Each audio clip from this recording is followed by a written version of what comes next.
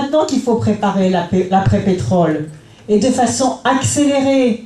Il pourrait y avoir des incitations fiscales beaucoup plus fortes, des conditionnements à des modes de vie économes beaucoup plus importants, une utilisation de ces fameux 15 milliards d'euros pour alléger la facture pétrolière et pour redonner aux citoyens un allègement fiscal sur le coût de l'essence. Dans un litre d'essence ou de gasoil, il y a 60% d'impôts.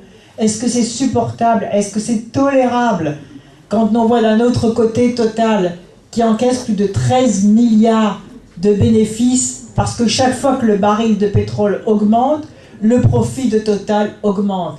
Et l'État n'aurait rien à dire? Et on nous raconte qu'on ne fait rien parce que Total délocaliserait, mais Total ne peut pas délocaliser.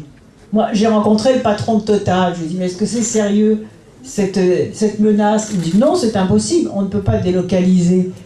Donc comment se fait-il que même face à des évidences comme celle-ci, on n'ait pas des politiques beaucoup plus fermes? On pourrait très bien prélever les profits de Total, puisque c'est un bien public collectif.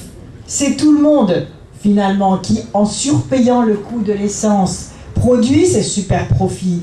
Et on pourrait parfaitement dire à Total, maintenant ça suffit, 80% des profits iront dans l'investissement sur les énergies renouvelables. Et on pourrait équiper gratuitement les familles de chauffe-eau solaire, d'éoliennes, de géothermie, de panneaux solaires sur les toits, etc.